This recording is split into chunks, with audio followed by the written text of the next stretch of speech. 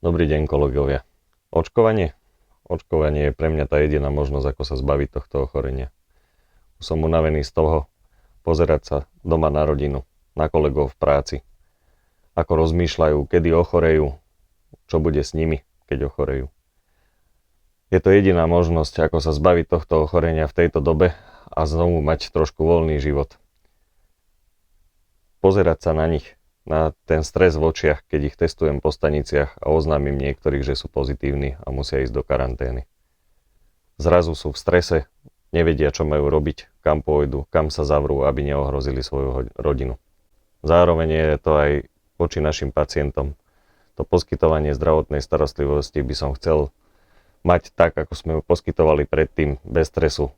Robiť s pacientami normálne. Nie je prvá otázka, keď prídem, či sú pozitívni na COVID, alebo či sa nestretli s niekým, ktorý bol chorý na COVID. Obmedzuje nás to v práci, nevieme ju vykonávať a nevieme tú zdravotnú starostlivosť poskytovať tak, ako by sme chceli a hneď čo najrýchlejšie. Pacienti trpia s tým, že musia čakať na to, kedy sa oblečeme do ochranných pomôcok, čo zdržuje čas a jednoducho poskytovanie tej neodkladnej zdravotnej starostlivosti. Chcem už žiť bez obmedzení, ktoré sú teraz a spôsobené týmto ochorením. Chcem mať svoju voľnosť, chcem chodiť tam, kde by som chcel ísť a hocikedy. Preto je pre mňa toto priorita a určite zaočkovať sa dám. Milé kolegyne a kolegovia, deň pred Štedrým dňom som vám poslala mail, v ktorom som vám prijala veľa zdravia. Zároveň som sa zamýšľala za tým, čo sme prežili a poďakovala som vám za prácu počas celého roku.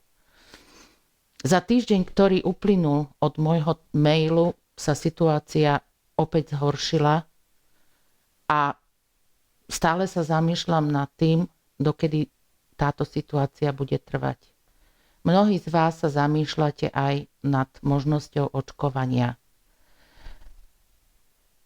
V našej práci sme vystavení denne obrazu pacientov, ktorí sa nemajú dobre, vozíme ich do nemocníc a stále sa zhoršuje situácia.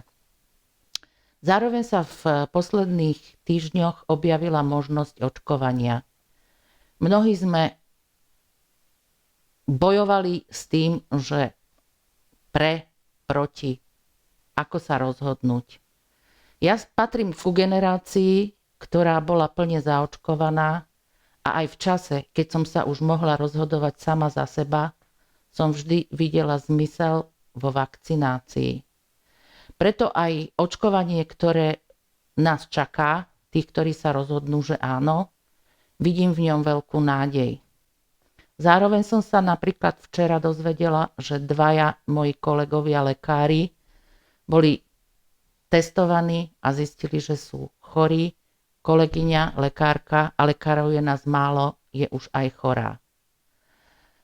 Preto v tomto rozhodovaní ja mám jasno, je to pre mňa nádej, ktorú využijem a zároveň chcem vás, ktorí sa rozhodnete povzbudiť, že moje rozhodnutie je také isté a tí, ktorí stále váhajú, nechám na vašom rozhodnutí, je to vaša voľba. Rozhodne vám všetkým želám do roku 2021 veľa zdravia. Vážení kolegovia, dnes sa vám prihováram nie ako riaditeľ, ale ako zdravotník, ako jeden z vás. Ako jeden, ktorý sa tiež na adrese nakazil covidom a týmto ochorením si prešiel.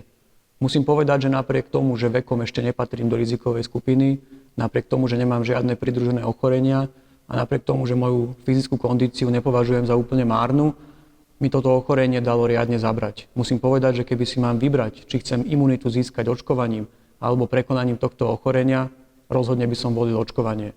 Druhá vec, pre ktorú by som sa rozhodol pre očkovanie, je zodpovednosť voči mojim blízkym.